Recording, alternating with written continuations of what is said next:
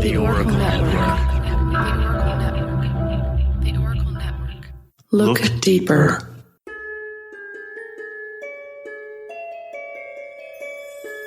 This is Dos Pequeños, A funnier look at the paranormal in New Mexico. with your co-ghosts, Eric Carter Landine. And Alex.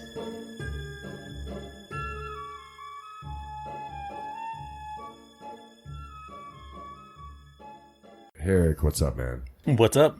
Not much, buddy. Here to read some stories from our listeners. We are doing the first ever Minisode. Mini-pisode. Mini episode. Help us figure out what to call this shit, because everybody calls it a Minisode, and I don't want to be like everybody else. Fuck everyone else. We're different. We're going to call it Ghost Stories Around the Campfire. Ah.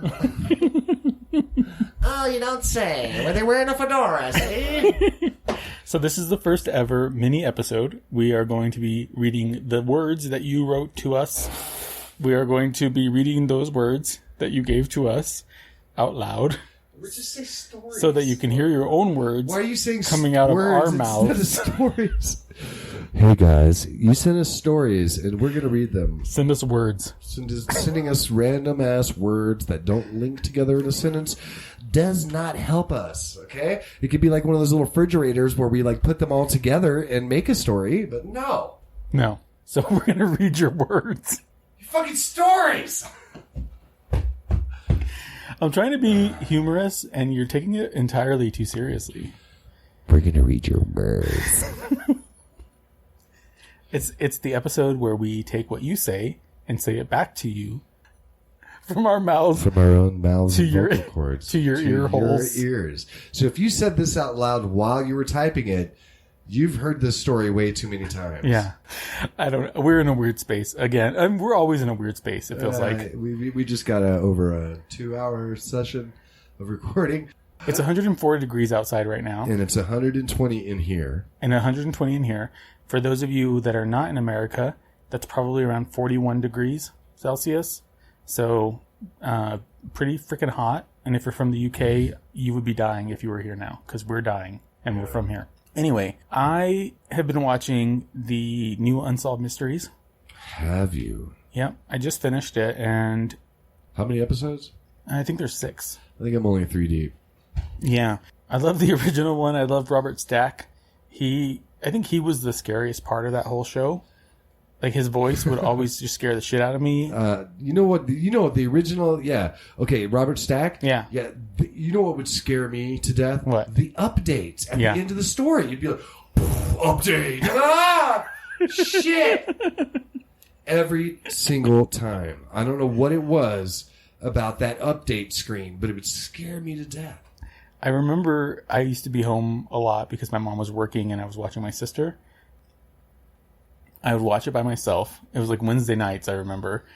And I would watch it by myself. And then I would get so scared because it was like right before bedtime. So I would turn off the TV and then it would be completely dark in my house. And I would have to fucking army crawl down the hall to my bed because I was so scared. Crawling. That's fucking rad. You know what show it did it to me was Outer Limits. Oh, yeah, that shit. Outer Limits scared the Yeah. scared me out of my mind. Yeah. And you're right. It was usually like when my mom was like, you know what, go to this room. I don't care what you watch on TV. Just go away from me. And I would watch Outer Limits and scared me to death. Yeah. Is that the one with Spock?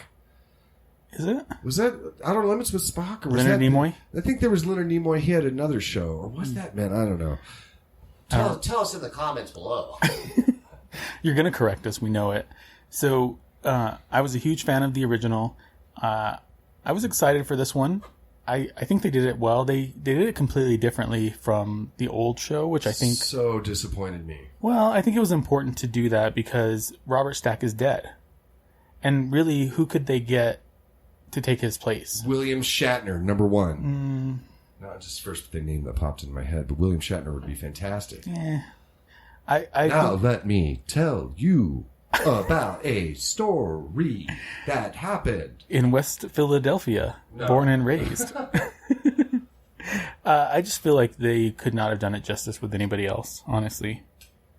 Yeah, I miss having the narrator. I really do. I feel like it's such a slow show. I mean, and you guys probably fucking hate my guts for saying that. But I almost fell asleep 3 times watching the first 3 episodes. Each episode, falling asleep. Well, 3 times. I think the good news is that there's an opportunity for people to get their stories out there, and hopefully, because Unsolved Mysteries really did help solve a lot of murders and all these other things, and so to have that platform back again is probably good for those people. But it wasn't as dynamic as the last one. I saw a meme that was like, "Hey, I solved all those unsolved mysteries." Well, okay, let's talk about. Did you see the one where the hairdresser went missing, the mom? Yes. And then they found her body? Yes. I mean, it's obviously Isn't it kind of obvious? It's obviously her husband. Yeah. Right? Like, oh, no, I just carried the skull around with me to bed and rolled around in her ashes, but it's fine. It's fine. There's nothing spooky or weird about that. At all. And I'm not going to give the ashes to her son. Nope. Yeah. There's, super sad stories. Yeah. It's a little depressing. Not so scary. Yeah, I like the comedy. I like the scary. I like the laughs. If we can combine the two, then you're in a good space. Like Scary Movie 2? Oh, I love scary shit. Don't get me wrong. I love scary stories. I love horror movies. Yeah. I love scary stories. I've always read scary books. I love to be scared. I love going to haunted houses and everything. Like, that's my joint, man. But, yeah. Yeah. Yeah. I still say watch it. It's worth watching. Do it. Not a sponsor. Although you should be Netflix. So we have a few stories to read today. Ooh, can I go first? Yep, but we want more. Okay. We want more stories, so send us your stories so we can keep doing this. Otherwise, we will just be sitting here talking about shit that nobody cares about. Which I can do. I can do that for days. Yeah. I'm good at that. All right. So this is from one of our loyal listeners, Kimberlyn. A few years ago, my mom, sister, and I were doing one of the guided ghost tours of downtown Albuquerque, and I love hearing the history of places and why they're considered haunted. We were at the Bleeding Wall by the Convention Center, which I've never heard of the Bleeding Wall. I haven't either. Oh, wait, yes, I have. That's the wall that I believe no matter how many coats of paint you put on it, it still shows up. It still bleeds through, yeah. By the Convention Center, and the guides were telling the story of the wall that continues to bleed through the paint no matter how many times it's painted over. Oh, weird. You just had to fucking interrupt. Sorry. I felt a breeze and chills down my back, and I brushed it off as it's October in New Mexico, and it's night. When the group began to move on, I noticed red by my eye and worked out that my bright red hair ribbon was completely untied, and only in my hair by my hair tie. Held only in my hair. Untied and held only in my hair by the hair tie. I thought my mom or my sister tugged it loose and told them that they were jerks for messing with my ribbon.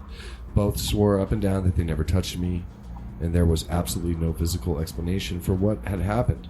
My ribbon had been secured under my hair tie, tied once before being looped into a bow, and that was pulled tight. I had it done just before we left the Hotel Angeles, which was the meeting spot for the tour. Good story. Yeah. I mean, that ghost sounds like a 6-year-old bully. Just a punk. Yeah. Mess with her hair. Punk ass bitch. All right. So we have another story from Carrie Silva. I just laid down for a nap on my mother's couch after school one day.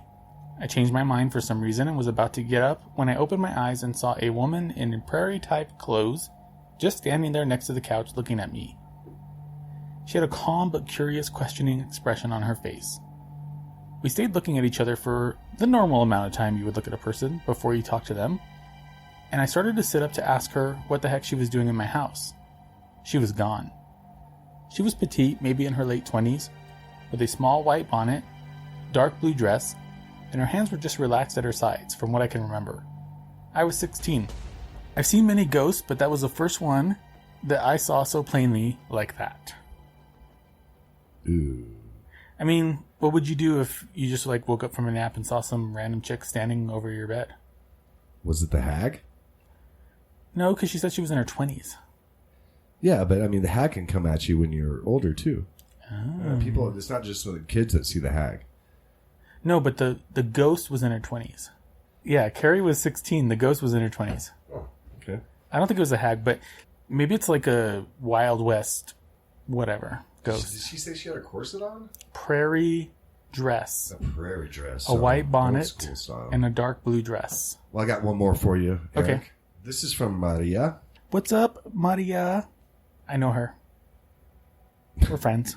I was in Tombstone, Arizona, and I was walking down the wooden staircase inside the courthouse when I felt someone behind me starting to walk down the stairs, too.